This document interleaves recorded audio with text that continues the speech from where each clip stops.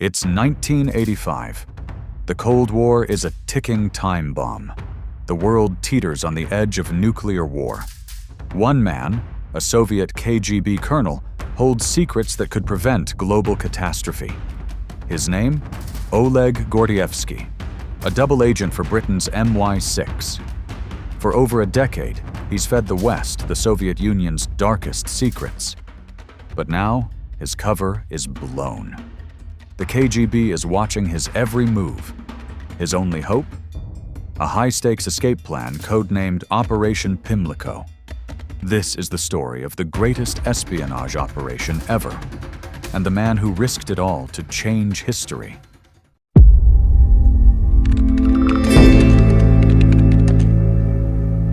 Oleg Gordievsky wasn't born a traitor. Raised in 1938 Moscow, he was the son of an NKVD officer, a loyal enforcer of Stalin's brutal regime. His older brother followed suit, joining the KGB's ranks. Oleg seemed destined for the same path. A prodigy with a knack for languages, fluent in German, Danish, Swedish, Norwegian, and later English, he was a natural recruit for the KGB. In 1963, at 25, he was posted to East Berlin, just as the Berlin Wall rose, a stark symbol of the Iron Curtain's divide. But beneath his polished exterior, doubts were brewing. The turning point came in 1968. Stationed in Copenhagen, Gordievsky watched in horror as Soviet tanks crushed the Prague Spring, Czechoslovakia's bid for freedom. The brutality shook him to his core. He later wrote that the invasion exposed the Soviet Union's true face, a regime that silenced dissent with blood. By 1974, disillusioned and angry, he made a fateful decision. Through subtle signals to Danish intelligence and MI6, he offered his services. His code names? Sunbeam in Copenhagen, later Nocton in London. The CIA, unaware of his identity, dubbed him Tickle. Unlike many spies lured by cash or ego, Gordievsky was driven by ideology. He wanted to dismantle the communist system he'd grown to despise. For 11 years, Gordievsky played a deadly double game. By 1982, he was the KGB's station chief, resident in London, a trusted insider feeding MI6 a gold mine of secrets. He exposed Soviet espionage networks, revealed Kremlin paranoia, and even thwarted a rogue MI5 officer, Michael Bettany, who tried to sell secrets to the Soviets in 1983. Gordievsky's charm was his secret weapon. Colleagues described him as charismatic, a family man who hosted dinner parties, all while hiding his betrayal. His double life was a masterclass in deception, but it was about to shape history in ways even he couldn't imagine.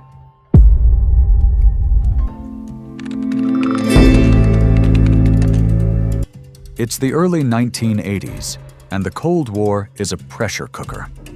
The Soviet Union, led by the ailing and paranoid Yuri Andropov, is convinced the West is plotting a nuclear first strike. In 1981, Andropov launched Operation Ryan, a sprawling KGB effort to detect signs of an imminent NATO attack. Agents in London were ordered to monitor bizarre indicators. Were blood banks overflowing? Were churches unusually busy, signaling panic? Were government lights burning past midnight? It sounds like paranoia run amok, but to the Kremlin, it was a matter of survival.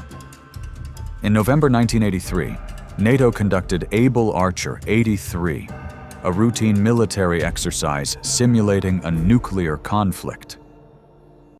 To the Soviets, it looked like the real thing. Gordievsky's intelligence was a bombshell. He warned MI6 that the Kremlin was misinterpreting Able Archer as the prelude to war. Soviet leaders were on edge, their fingers hovering over the nuclear button. A single miscalculation could have triggered Armageddon. Thanks to Gordievsky, Margaret Thatcher and Ronald Reagan quietly scaled back their aggressive rhetoric, sending signals to calm Moscow's fears. MI6 shared Gordievsky's intel with the CIA, but kept his identity secret, passing him off as a mid-level official. The CIA was floored by the intel's quality and privately irked by Britain's cagey secrecy. But Gordievsky's impact went beyond averting disaster. In 1984, he tipped MI6 that a reformist named Mikhail Gorbachev was poised to become the Soviet Union's next leader. This gave Thatcher a head start, preparing her for a pivotal 1984 meeting where she famously declared Gorbachev a man we can do business with. Gordievsky's reports included Gorbachev's private disdain for the KGB's paranoia, which helped Thatcher build trust with him. His intelligence didn't just prevent war, it set the stage for the Cold War's end. But the clock was ticking on his own survival.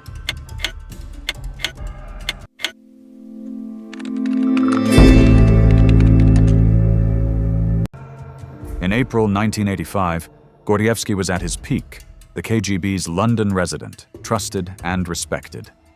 Then, on May 16th, a telegram from Moscow arrived. Return immediately.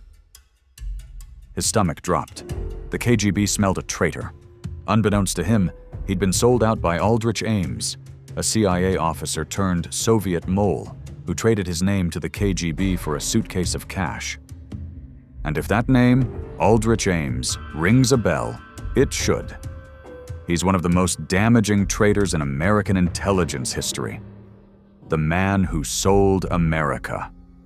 We won't go too deep into his story here, but if you want to see how one man sold out his country and got dozens of CIA and MI6 assets killed, we've already torn his story wide open in another video, linked in the description. Back to Oleg Gordievsky's.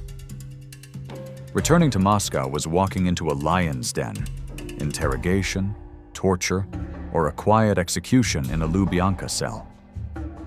MI6 offered him a choice: defect to the UK and vanish, or return to maintain his cover. Why go back? MI6 saw him as their golden goose, too valuable to lose. Against his gut, Gordievsky boarded the plane on May 19, 1985, his heart pounding with dread. In Moscow, the KGB's surveillance was a suffocating web.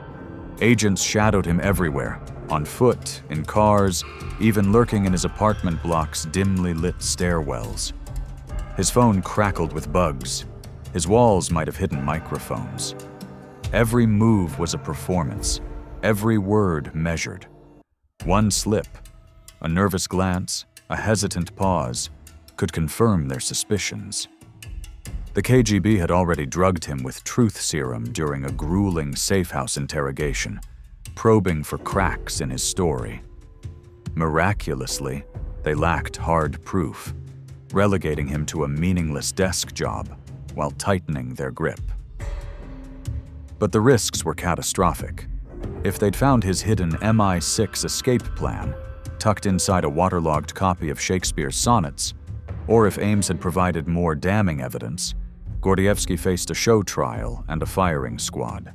Worse, his wife Layla and 2 young daughters could have been arrested as leverage, locked away in a Soviet gulag.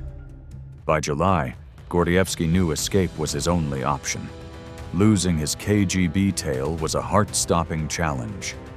He leaned on every trick in his spy playbook, doubling back through crowded markets, slipping into metro stations, and swapping his jacket for a nondescript coat to blend in.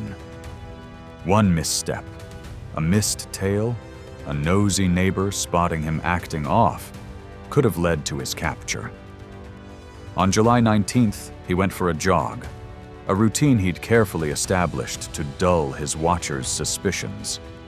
Heart racing, he darted through Moscow's alleys, hid in darkened doorways, and slipped onto a train to Leningrad. Each moment felt like a lifetime, knowing a single KGB spotter could unravel everything. His daughters were playing at home, unaware their father was running for his life, potentially never to see them again.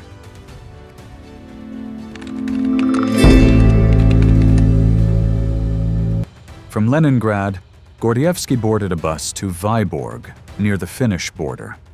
His destination was a remote lay-by in a mosquito-infested forest, where MI6 would extract him under Operation Pimlico.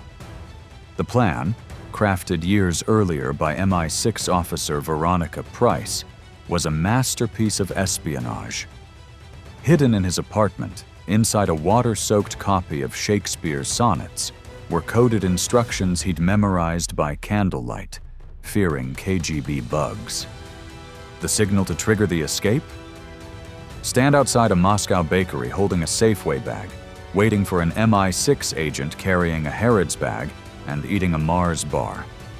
It sounds like a spy novel, but this was real. And the stakes were life or death. At the rendezvous, Gordievsky hid in the underbrush, his pulse hammering. Mosquitoes swarmed, but he barely noticed. The road stretched empty before him. No headlights, no MI6 team. Minutes crawled by. Had the KGB intercepted the plan? Had MI6 abandoned him? If the agents didn't show, he'd be stranded, a sitting duck for the Soviets sweeping the area. His mind raced. A single informant in Vyborg, a leaked detail from Ames, could have tipped off the KGB, turning the forest into a trap. Just as despair took hold, headlights sliced through the dusk.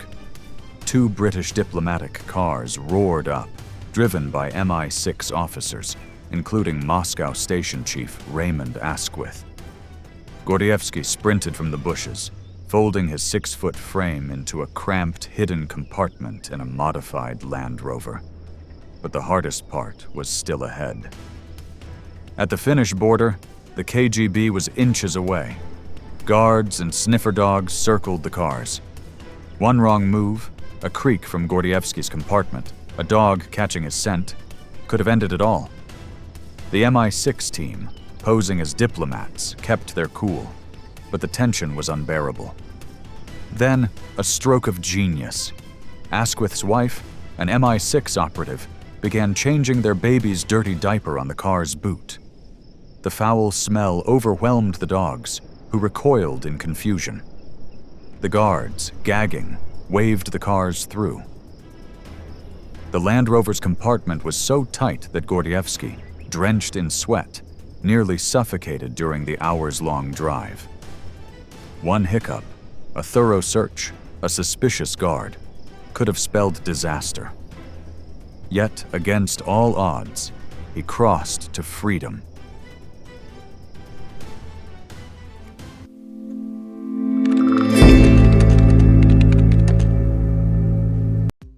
Oleg Gordievsky's escape was a triumph, but it came at a shattering cost. His wife, Layla, and daughters were trapped in the Soviet Union for 6 agonizing years, finally joining him in the UK in 1991 after Gorbachev's reforms. The years of separation and the strain of his secret life destroyed their marriage. The Soviets sentenced him to death in absentia, a shadow that followed him to his death in March 2025 at age 86. Some speculate Vladimir Putin, a former KGB officer, harbored a personal grudge, viewing Gordievsky's betrayal as a stain on the agency's honor. Living and hiding in Surrey, Gordievsky remained under constant police protection, a ghost in his own life.